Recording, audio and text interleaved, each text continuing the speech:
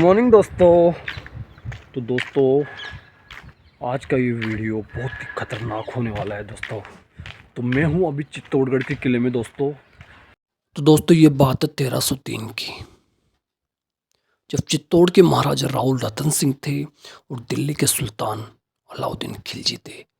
खिलजी अपने राज्य का विस्तार कर रहे थे। उनको पता चला कि चित्तौड़ की महारानी रानी पद्मावती बहुत ही सुंदर है, क्यों नहीं चित्तौड़ को जीता जाए। तो वो चित्तौड़ को जीतने के लिए दिल्ली से चलता है, तो देखता है ये किला बहुत ही पहाड़ी पर बना हुआ है, तो इसको जीतना इतना आसान नहीं है। काफ़ी दिनों तक अलाउद्दीन खिलजी चित्तौड़ के आसपास में घेरा डाल के पड़ा रहता है। जब उसे कुछ पार नहीं पड़ती तो बोलता है कि मुझे रानी पद्मावती को सिर्फ एक बार दिखा दो, मैं यहाँ से चला जाऊँगा। तो रानी पद्मावती को महल में खड़ा कर दिया जाता है और जल में उनकी परछाई पड़ती है। कांच के द्वारा रानी पद्मावती को दिखाया जाता है अलाउद्दीन खिलजी को।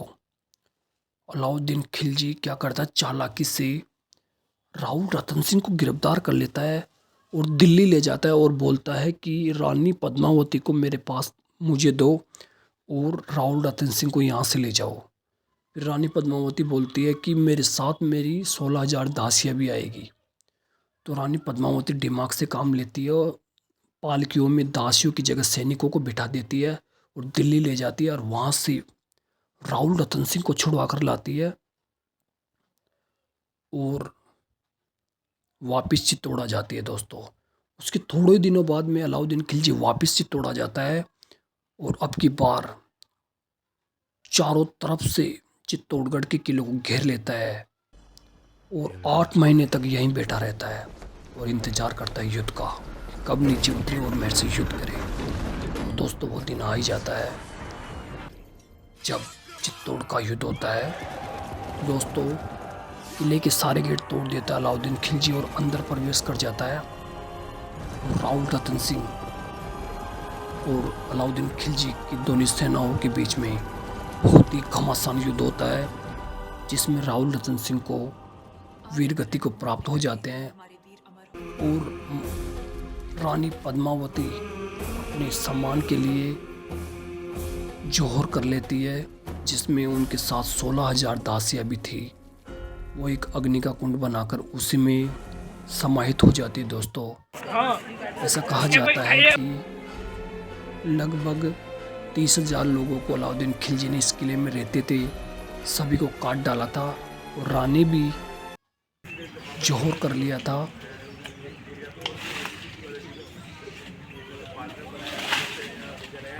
ये अपने मान सम्मान और धर्म की मर्यादा के लिए 30,000 औरतों के साथ में अग्निकुंड में प्रवेश कर जाती है दोस्तों।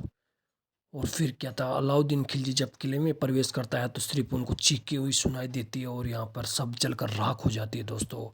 और अलाउद्दीन खिलजी फिर दिल्ली ऐसा कहा जाता है कि जब अलाउद्दीन खिलजी को पद्मावती नहीं मिलती है तो गुस्से में आकर किले में रहने वाले आम लोगों को भी काट देता है और ऐसा बोला जाता है कि उनके सिर को काट काट के उनकी दीवारें चुन देता है दोस्तों। फिर अलाउद्दीन दिल्ली लौट जाता है और फिर वो बीमार रहने लगता है और ऐसा कहा जाता है उन्हीं के वफादार सेवक मलिक कपूर उनको मार देता है और वो वहाँ का राजा बनता है दोस्तों। ये था दोस्तों चित्तौड़गढ़ के किले के इतिहास, जो अपने वीरता, साहस और त्याग के लिए प्रसिद्ध है दोस्तों।